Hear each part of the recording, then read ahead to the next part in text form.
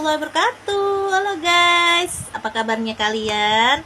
Mudah-mudahan kalian tuh sehat-sehat semua ya. Soalnya cuaca saat ini tuh lagi nggak nentu banget. Nah, aku udah kembali ke layar kaca kalian. Tentu aja ada yang mau aku ceritain. Jadi cerita kali ini dikirimkan oleh seseorang yang tidak ingin disebut identitasnya. Jadi kita sebut aja namanya Susi. Oke. Nah, dia tuh menceritakan tentang pesugihan yang sudah dijalani oleh kedua orang tuanya. Itu, langsung aja ya kita ke ceritanya. Cerita ini berawal ketika Mbak Susi kelas 5 SD dan adiknya kelas 3 SD. Mbak Susi ini dua bersaudara, jadi nama saudaranya ini Mary, adiknya. Kita sebut aja Mary ya. Kita nggak sebutkan nama asli. Beliau ini tinggal di daerah Jawa Timur, kawan-kawan. Jadi Mbak Susi sendiri ini keluarganya itu punya toko makanan. Jadi makanan kayak oleh-oleh gitulah ya, oleh-oleh dari Jawa Timur katanya. Dia punya. Nah, pada tahun itu pada saat dia kelas 5 SD itu laku banget gitu loh toko ayahnya itu. Sampai tuh tadinya ada satu, tapi sekarang terus itulah pokoknya banyak lah ya, bercabang-cabang segala macem lah ya. Mbak Susi sendiri tuh ya dengan keberhasilan ayahnya tuh bangga banget gitu kan. Orang dari satu toko kecil kemudian sampai dengan bercabang-cabang banyak itu tuh nggak gampang kan. Nah, hal itu terjadi sampai dengan Mbak Susi SMP kelas 3. Begitu juga dengan adiknya, mereka tuh tambah besar lah ya. Tapi ada keanehan gitu loh menurut Mbak Susi, karena keluarganya ini sama sekali tidak mau membersihkan rumah gitu. Jadi rumahnya ini dibiarkan saja kotor, sehingga mereka punya sih gitu pembantu rumah tangga ya, ART gitu dia punya, tapi tugasnya hanya masak aja sama nyuci. Jadi nggak ada tuh yang ngepel, nyapu, lap kaca tuh malah nggak boleh, karena rumah dia tuh udah kotor aja gitu. Dan anehnya lagi, rumahnya yang dia tempati ini itu selalu aja ada yang dibangun. Ya nggak jelas kata Mbak Susi ya, misalnya ubinnya itu masih bagus tetap aja diganti, terus ya macem-macem lah gitu yang dibangun gitu. Jadi nggak pernah berhenti membangun rumah kalau kata Mbak Susi. Mbak Susi awalnya biasa aja, jadi makin Mbak Susi besar, waktu itu SMA kelas 2, Mbak Susi tuh udah nggak tahan lagi karena rumah mereka tuh kotor banget menurut Mbak Susi. Ya namanya lagi ada bangunan, terus nggak boleh nyapu, nggak boleh ngepel, terus kacanya juga kotor gitu. Jadi dia tuh mikir, apalagi kalau ada teman-temannya datang tuh mereka tuh pada ini pada komen gitu, Susi kok rumah lu kayak gini sih, rumah lu besar tapi kok kotor banget sih gitu kan. Akhirnya Mbak Susi inisiatif gitu waktu itu kan, dia tuh yang membersihkan rumahnya sendiri gitu, dengan cara dia sapu lah tuh rumahnya tuh ya, dia sapu, dia bersihin sendiri tuh rumahnya. Nah, si Mbak Susi sendiri ini kan nggak bilang gitu, karena kedua orang tuanya tuh sibuk banget guys. Jadi mereka tuh sibuk yang namanya di tokonya, cabangnya banyak gitu. Jadi ibunya ngurus toko cabang A, bapaknya cabang B, pokoknya jarang ada di rumah. Yang di rumah tuh cuma Mbak Susi, ART sama adiknya guys. Jadi wah, kesempatan nih Mbak Susi tuh beberes. Awal utama dia beberes adalah kamarnya sendiri, karena kamarnya pun nggak boleh yang namanya disapu, dipel, dibersihin tuh nggak boleh sama sekali. Nah, Mbak Susi langsung bersihin lah tuh kamarnya gitu kan. Udah nggak lengket lagi lah, udah bersih banget. Bikin Mbak Susi, oh oke nih kamar gue udah beres. Langsung ke ruang tamu. Si ART-nya bilang, Mbak gitu nggak usah bersih-bersih, nanti diomelin bapak sama ibu. Tapi ya tetap aja Mbak Susi nggak mau denger, ngapain sih orang kotor begini, udah rumah lagi dibangun lagi, terus nggak boleh bersih, tukangnya pergi tuh nggak boleh bersih, itu udah biarin aja gitu, yang bekas-bekas semen lah apa tuh biarin kata ayahnya gitu. Udah bersih semua Mbak Susi, wah hebat nih gue, akhirnya selesai rumah ini kan. Senang tuh Mbak Susi, hebat. Dia tidur-tiduran di kamar, dia dengar itu ada suara mobil datang, sepertinya mobil dari ibunya Mbak Susi yang pulang lebih dulu gitu kan. Nah, sampailah ibunya di dalam rumah. Nah, ibunya tuh kaget gitu pas buka pintu, karena bersih banget gitu ruang tamu dia tuh, bersih banget, bener-bener kinclong. Udah gitu diatur rapih lah segala macem. Wah, teriak-teriak lah ibunya waktu itu ke ART-nya. ART-nya habis dimarahin, kamu ngapain bersih-bersih gitu kan. dikirainya sama ibunya itu yang bersih-bersih itu ART-nya. Ternyata ART-nya bilang itu bukannya kami, tapi yang bersih itu anaknya ibu sendiri gitu kan, Mbak Susi. Nah Mbak Susi juga bilang, orang aku kok yang beres-beres gitu. Si ibunya bilang, ngapain sih kamu beres-beres Susi, udah ibu bilang gak usah beres-beres. Terus Susi bilang, ih apa sih bu, gak jelas banget, orang teman-teman Susi tuh mau dateng besok pagi, malu Susi kalau rumah kayak gini. Bisa gak sih datangnya gak usah ke rumah, kata ibunya. Kamu itu dibilangin kamu gak denger ya kata ibu. Kamu tuh bikin susah tau gak. Mbak Susi udah diomelin kayak gitu, dia tambah, ih apa sih gitu, gak jelas nih orang tuh. Masuk kamar aja Mbak Susi tuh, telepon lah ke ayahnya tuh ibunya, kayak nangis-nangis gitu. Cuma gara-gara rumah dibersihin gitu, pikiran Mbak Susi. Masa ibu sampai nangis kayak begitu, kejer banget gitu, berlebihan banget sih ibu gitu kan, pikiran Mbak Susi. Nah Mbak Susi tidur tuh guys. Pas dia tidur itu dia mimpi gitu, mimpinya tuh aneh banget. Mimpi dikejar-kejar sama kayak apa ya, King Kong kata dia, kayak monyet gitulah tapi gede banget. Kemudian dia berhasil digigit, tau nggak, ininya apa, pahanya dia tuh digigit gitu. Nah Mbak Susi sendiri, akhirnya dia bisa bangun kan, dia bisa bangun dari mimpinya itu. Dia lihat jam, ternyata udah jam 6 kan waktu itu, jam 6. Aduh kata dia, gawat nih kata dia, udah kesiangan. Akhirnya biasanya dia tuh bangun tuh setengah 6, jam 6 dia baru bangun. Dia buru-buru mandi kan segala macam, beres-beres. Pas dia mandi itu dia kaget, ternyata di pahanya dia tuh beneran ada bekas gigitan gitu, biru gitu. Coba, jadi kaget kan. Akhirnya dia bilang sama ibunya gitu, bu, aku tadi malam mimpi kayak gini, terus tiba-tiba pahaku tuh biru gitu.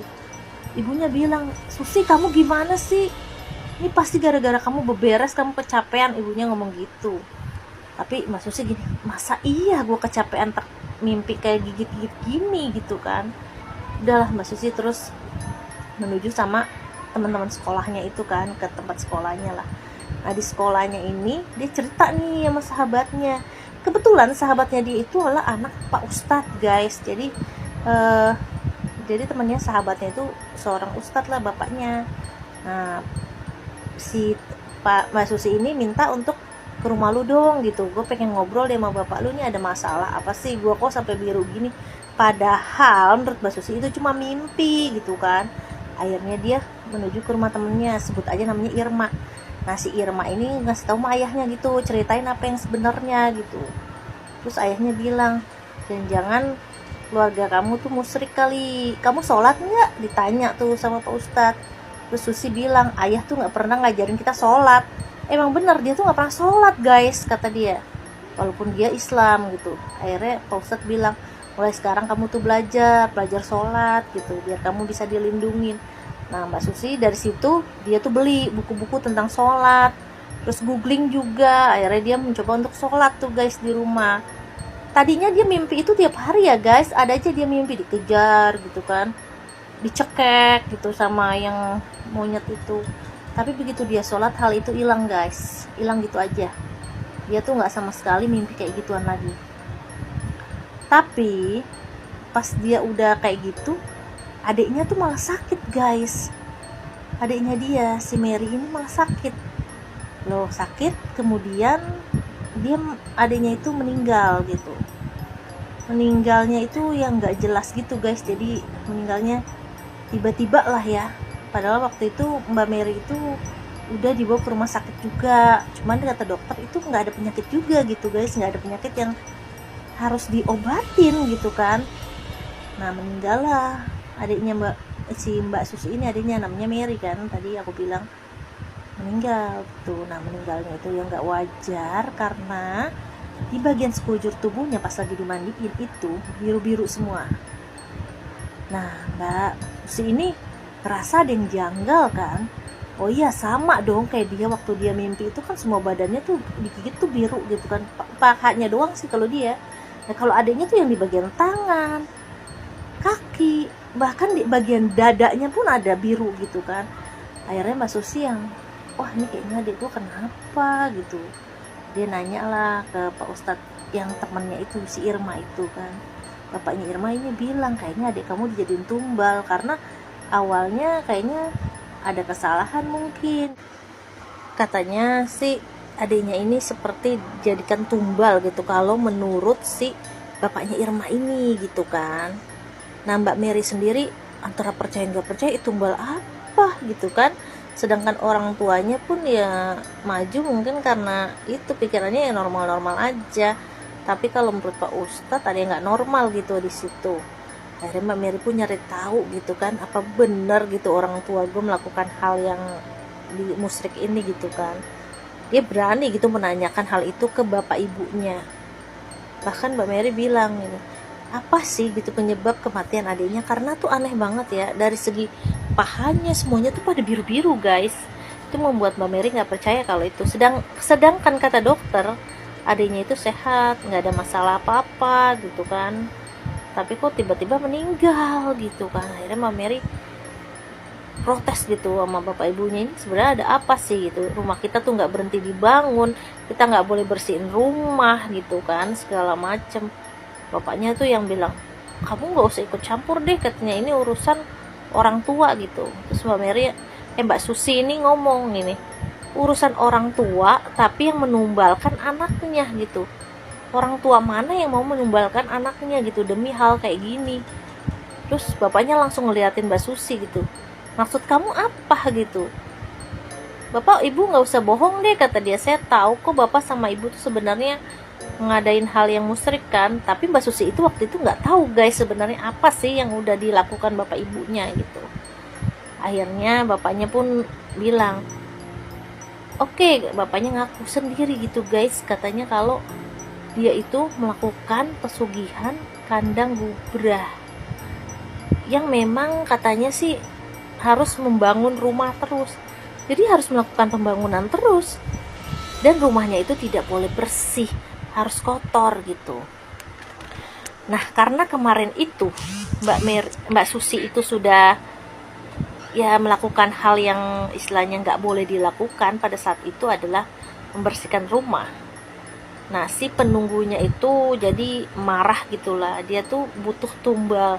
Tadinya dia udah mencoba untuk menumbalkan si Mbak Susi gitu kan, tapi Mbak Susi kemudian belajar agama dan sholat 5 waktu gitu, sehingga membuat itu dia tuh nggak bisa gitu untuk gituin Mbak Susi, sehingga yang diambil tuh adalah adiknya gitu.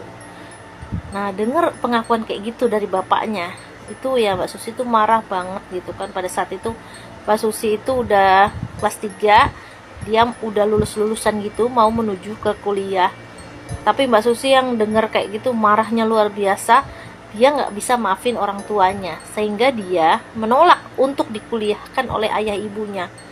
Kemudian dia memutuskan untuk pergi gitu loh, tidak tinggal lagi sama orang tuanya gitu. Dia tuh memutuskan untuk pergi keluar kota lah, tidak di kota itu lagi, sehingga dia putus gitu hubungan gitu aja sama orang tuanya. Dia nggak mau lagi, menurut dia hal itu udah membuat dia tuh trauma banget.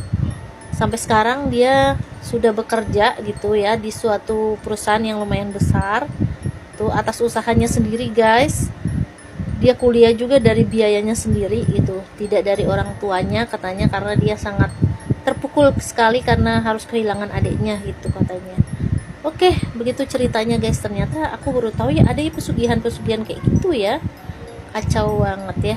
Oke deh, makasih banyak, dadah, assalamualaikum warahmatullahi wabarakatuh.